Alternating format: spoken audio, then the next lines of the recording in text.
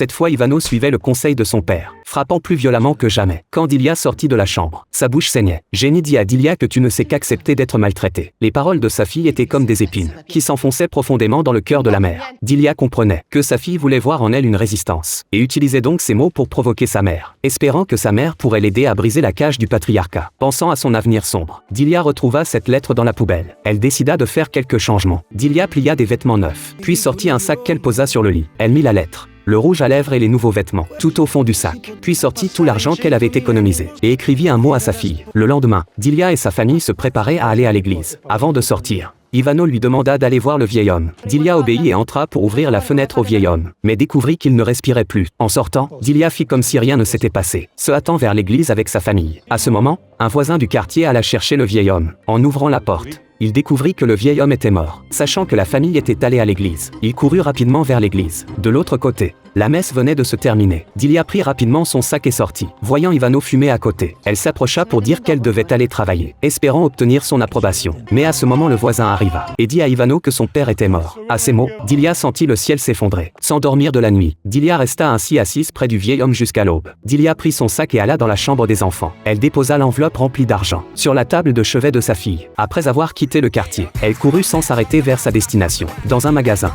elle changea pour des vêtements neufs, et se mit du rouge à lèvres. Dilia savait bien que cette évasion devait être digne, et plus encore, mémorable. Ivano, après sa toilette, sortit, et vit soudain la lettre tomber par terre. En voyant son contenu, il devint instantanément furieux. Jetant cette lettre, il sortit pour poursuivre Dilia. Dilia arriva rapidement à un lieu de rassemblement, et se mit en rang avec la foule. Pendant ce moment d'anxiété et de nervosité, Ivano arriva aussi, plein de colère. Il commença à chercher Dilia dans la foule. Les employés demandèrent à tous de préparer leurs papiers. Dilia découvrit que ses papiers avaient disparu. Elle voulut donc retourner les chercher. C'est alors qu'elle aperçut sa fille. Elle prit les papiers des mains de sa fille. Ce n'était pas une gare vers d'autres villes, mais une plateforme vers demain. Chaque femme recevait un bulletin. Elles avaient 2 jours pour voter aux élections nationales. Dans cette élection, elles avaient les mêmes droits que les hommes. Ce moment historique était assez important pour que chaque femme s'habille élégamment. Cet avenir qu'elle tenait entre leurs mains méritait que chaque femme marche la tête haute. Autrefois, les femmes comme Dilia sous l'oppression, même la bouche ouverte n'avait rien à dire. Mais maintenant face à ceux qui piétinaient leur dignité, même en résistant la bouche fermée, elles se faisaient entendre.